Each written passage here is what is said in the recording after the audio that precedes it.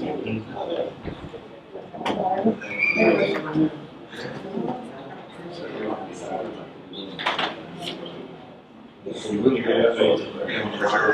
just wanted to just give a second, proud of you, Paul. Did well. Did a good job today. We have all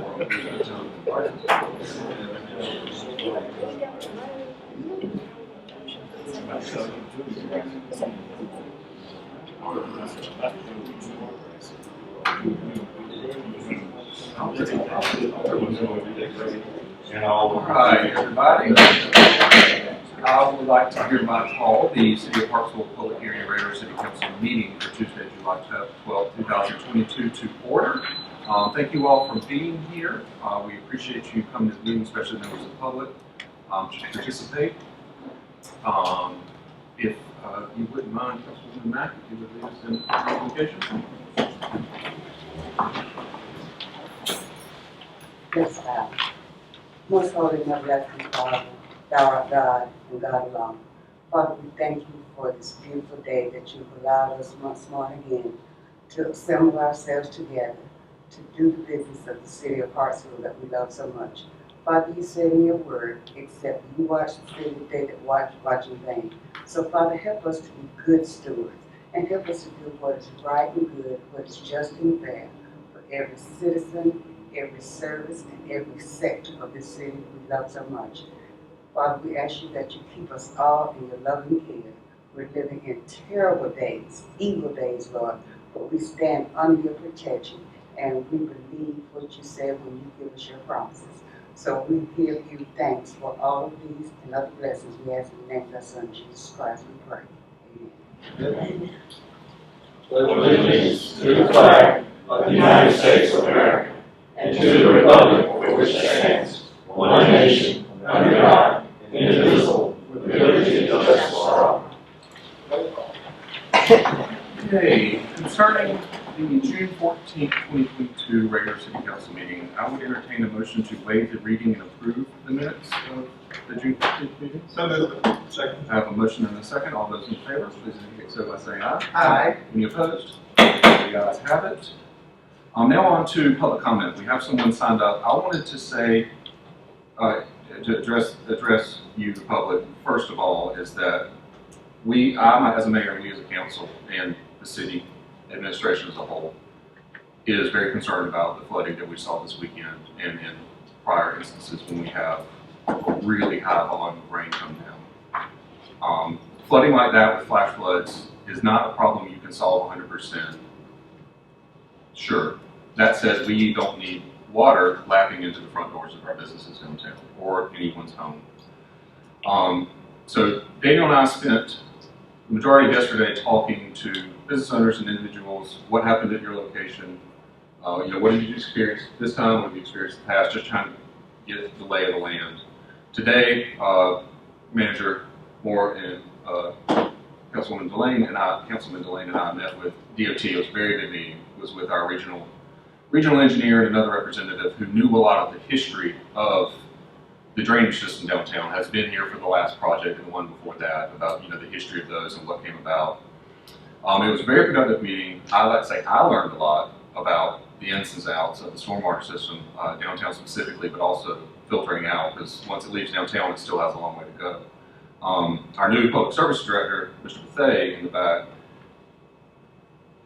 What I thought about having him in the room was how nice it is to have the right person in the room with you. Phil, Dan, you knew all the acronyms, you spoke whatever language it is you DOT people speak, but he just jumped right into the problem, knew what to ask, knew what the answer meant. I was just super glad to have you with us and super proud of us. So really, thank you, sir, for your help today and in the coming weeks, I'm sure. Well, this weekend too, this guy was out there with mud boots and a shovel on, just like the rest of public services. So today's meeting with DOT, this is like usual, we have short-term and long-term. We are hoping to be able to spend a couple $100,000 on some immediate fixes that won't stop the flooding on the 100 block of West Carolina, but will lower it enough so it doesn't get into the businesses. That's the prime problem here downtown. To stop the water accumulation on the road at all is going to be millions and $10 million. So that's not something we can do this year. So we're looking at upgrading, replacing, expanding the inlets into the drain water systems, the catch basins under the ground that accumulate water. And then the next phase, the multi-million dollar phase, would be expanding the infrastructure, the actual capacity of those pipes to get it out of downtown and further out of the city. It seems, from what we know now, that we kind of have a volume problem. We have extremely unusual, but still an amount of rain that does happen, because we've seen it. I mean, that block is flooded for 60 years. In 2006, 2008, during Mayor Holt and Manager Drew Pennington's administration, they did a significant project working with DOT on that block to improve the infrastructure, in addition to building 2 retention ponds, one behind Carolina Elementary and another at the old Red Fox Apparel site just across the railroad tracks in East Carolina. And those helped a lot. I remember, that was just when I had gotten back to town, and I remember Flossie Mays and the other businesses on that block just constantly getting hit with flooding. And what Mayor Holt's administration did helped a lot. I think what we're seeing now is the limits of that work and what it's capable of doing for us. And as rain events like this become more common, unfortunately, they are, and they will continue more than likely, we're trying to figure out what we can do is the next step to improve that capacity so we can handle more, we can move that water. I was hoping that in their, Mr. Bethea and the public services crew inspected storm drains and pipes across the city, and I was really hoping you would find a raccoon shantytown that was blocking everything up, because then we could just clean that out and everything would work. But that wasn't the case. You didn't find any collapsed pipes or major blockages, but they still vacuumed out probably a few tons of silt and debris. If I had to guess, a lot of material. There were no major blockages, no one single point of failure, but the cleaning, the very thorough cleaning they did, should hopefully buy us some capacity for the rest of the year and beyond, and he's already working on a revamped maintenance schedule for that. So that's slightly longer version than I intended to give, but that's what has happened since Friday. Mr. Manager, did I miss anything, or does anyone here have any comment? Even with Mike Welch, with the public service director, list, I mean, we literally dug up the street down there. We just a lot of cops, that was 91, 92, 93, something like that. We did a lot of it because we had concerns about it. That was the project that the DOT guy said was like the first thing he remembered. He was, I think it was 91. yeah, that's different. And the other thing I wanted to mention, it's not just downtown, it's not just this block. Mr. Cranford can tell you how much the Center Theater floods, and that's a jewel of the city. We don't want to see that flood, and can't have it continue to flood. But South Hartsville, the area back behind Sunoco, your area in Crestwood, I mean, there's a lot of problem areas. It's not just one thing. We have to look at the issue holistically, try to come up with a holistic solution. So that's what we've been doing. Our hopes are that we can define the work that we need in the next week or two, and then we're going to find some money for it. But for the kind of budget we're talking about, we're very hopeful that we'll be able to make something happen. So if you talk to any of those, if you were affected, if you talk to any of those affected in the city, tell them we're on their side, the businesses and the individuals who flood. We don't want to see those businesses flood. The small businesses is one of the tent poles of the success of Hartsville, past, present, and future. And it's a passion of mine. So please rest assured that we all care very much about the well-being and success of our businesses and our residents. Yes, please.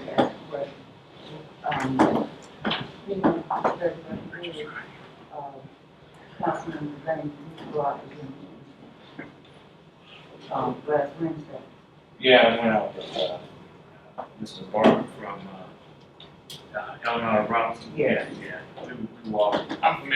I'm not familiar with that study, but when I moved back home, I had to be in the chamber when he gave the presentation years ago. So I'm familiar with that 9th Street ditch growing up as a kid. So this, to me, it was part of the cyclone drainage system. So I don't know what they call it now. But that's to your point. And that project is, according to him, should be getting underway within the next 8 months. I went out with him on Thursday Oh, as okay. well. And, we looked at a lot of things and he talked about, buyouts being available. The buyout process is just starting up. So, we looked at areas within the, historic Butler district. And then I additionally looked at some areas out in the, what's called the South Side area, where the South Side Elementary School is, so that we can make sure that we're doing all we can do with the city having its part studied and done. We thought it would be a good idea if the county could meet with the city, let, you know, with their stop city in, and see if that together will help us all. So we just want, everyone to know that we are conscious of it, we are doing everything that we can do to try to help everyone involved. And we're going after a lot of grant money and other sources of funding that are often a multi-year application process, and then actually getting the project started is another couple of years. But some of the ARPA money is more quickly available than that. So we're going after everything we can get to take the burden off the taxpayers. Well, something to say to that, the Robinson study that we're looking at doing, so that is part of a FEMA grant, $10 million grant that we're doing. And part of the ARPA funding, instead of phasing that over 3 years, do 3 years worth of work, we're able to fully fund that now. So that is taking a look at the 9th Street ditch area, fixing some areas on 5th and 6th, it's near the post office. So there's already work being done on stormwater throughout the city. It is a tenth of what we need to do. And that's the bottom line. The stormwater is systemic, it's a problem that we have across the entire area. So And projects a lot of old towns where the infrastructure was designed to standards that, no longer really apply. and it's something to look at, whether or not the city needs to, as we've discussed, take on stormwater. Exactly, if we need to bring back, so the stormwater fee that we did have, we did abolish that fee back in 2006, 2008, and that money that was saved was used to do the stormwater projects on Carolina. And so the question becomes again, do we bring it back on to then pay for more continued maintenance, dedicate staff to it? Because right now, everything we do is out of utilities. Okay, I would suggest if we do bring it back, we do a stormwater study of the whole city, the impact, the runoff, and. So the fee is calculated. Assess that. Yeah. And also make sure that the monies are used at that time and they know what they're going to be used for. Because the first time it was a $4 fee, a $4 stormwater fee on your water bill. But we paid the fee, we didn't know where it was going, and that didn't work well for me. Yeah, absolutely. And I would not want that to happen to our And residents. certainly, I think it was a $4 flat fee, no matter what the size of your impact was. So certainly, and I'm not going to put Walmart on the spot, but a Walmart generates a lot more stormwater runoff than, say, a residential home.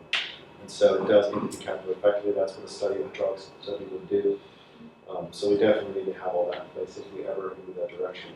The Darlington County study that's happening right now is definitely a viable option. I do encourage you, any downtown business, any affected home, to put your input into that, because we certainly are putting our input into it, but it'd be great to hear from you guys. And that type of thing will then be used to try and go after 4 different pots of money that are available from the federal and state government. So that is what Darlington County is working with us on. They did partner with the cities in the area, but we have to take some charges out of this, and that's what we're doing right now. And to echo again, for you that are here and anyone you talk to, we want to hear from you, because your voice, we can work together and put all those voices behind pushing and gathering momentum to make change happen faster. The more people we have on board, the better for all of us. And if you hadn't completed your card, your survey card that you got in the mail, each property owner should have received that survey study. And if you have not done it yet, if you have pictures, you can send those pictures to the people that are handling that, and they would look at them and be able to get back and put your contact information, and they would contact you regarding your property. This is the county project? County study. Let me pull up that URL real quick. DarlingtonCountyFloodStudy.com. Yeah. You think I can remember that? DarlingtonCountyFloodStudy.com, that's what Councilwoman Mack was referring to. We'll have that posted on social media again, just to push it. I think I've taken up enough time. We have one citizen who has signed up for public comment, Mr. Cranford, if you would. Do you want to stand, you want to sit there and speak? You're welcome to. No, if I sit down, I'll be able to entertain somebody. Y'all don't mind coming up. Let's see. I can let you state my name. I think all of you know who I am. I'm Kim Cranford. I am representing the Center Theater, 214 North 5th Street. First of all, I'd like to start off, I am not a hydraulic engineer by no means, but I did spend 28 years with SCEG in regulation. And when I say regulation, I don't mean I, A, B, and C. I actually did gas regulation. Oh, I dealt with 253,000 pounds in, 11 inches out, 300 out. So I'm a little familiar with some terms I'm going to use today. And as I see it, and you talked about it, but you didn't use the right term. We call it critical flow.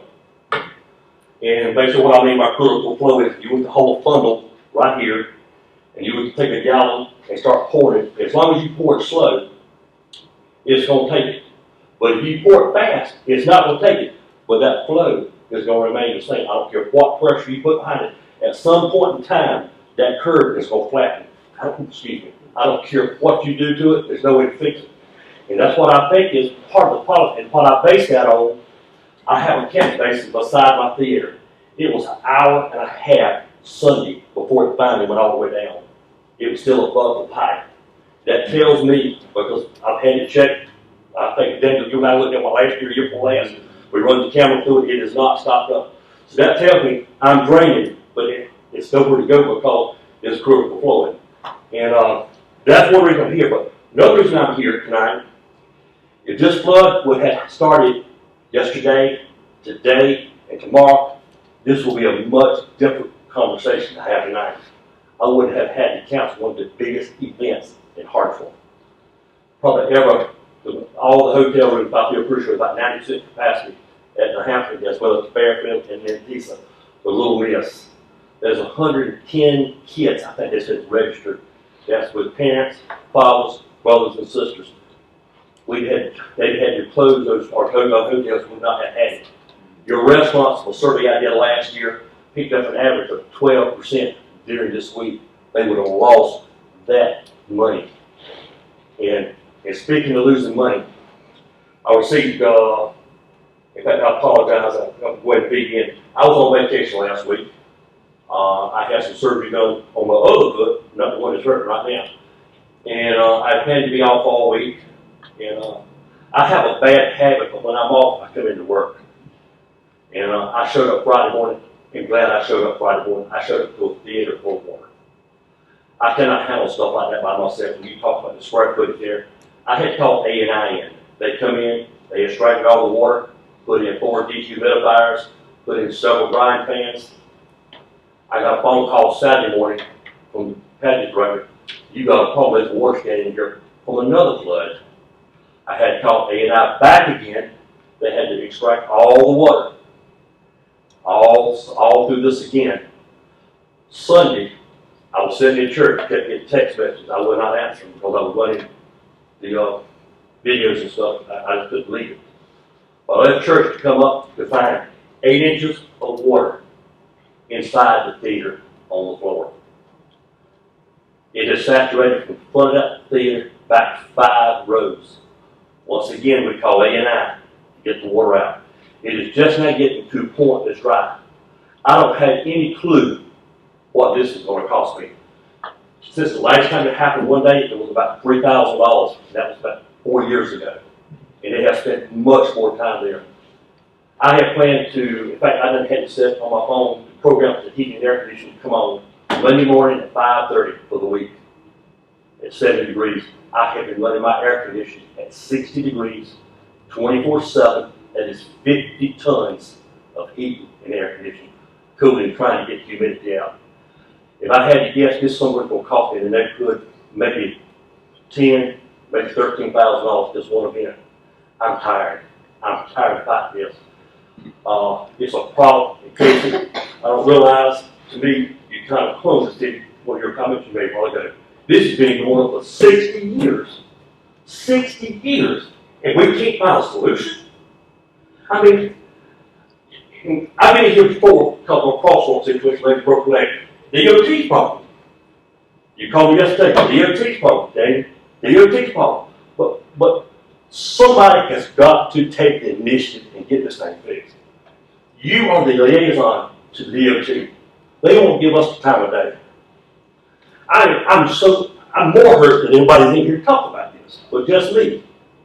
But it's a shame in this race we've let this go on for 60 years. And there's newspaper articles 60 years ago, flooding in Hartsville. You know, I don't know. I don't know what kind of shape the system is. I know a lot of this 1920 system. But something's got to be done, folks. You're going to hurt business. That's business. That's the way. Getting out of here. And I can't say not blame you. I can't say not blame you. I don't want to put the blame game on nobody, and I'm not going to put the blame game on nobody. But folks, we hold you responsible to take care of us. And I think it's time. I don't care what it takes. I don't care how much. I do care how much money it takes. But somebody somewhere has dropped the ball through the years. I'm not blaming Daniel. I'm not blaming Natalie. Because I've been to all these city managers. I'm not blaming one planting trees out here because I think got a root problem. That's an old story from another day. But I appreciate you hearing what I had to say. I'll be glad to answer any questions. And I'm not mad with any individual, but I'm mad with you. That makes any sense. Well, we go out and eat. I don't care. As long as you buy. Thank you. Have any questions? Well, thank you for speaking. We appreciate your passion. Okay, moving on to the manager's update. I have two people to introduce tonight. First, I want to introduce Daniel Plyer, who's over here. Welcome. He's from Smith & Robinson. So he is our new city attorney. So this will be, he doesn't have to come all the time. He works out of Columbia, but he's definitely assisted with some very amazing work with some cases we've had. So we're very proud to have him on board. If you want to introduce yourself real quick, and then we'll go from there. Yeah, I'd be happy to.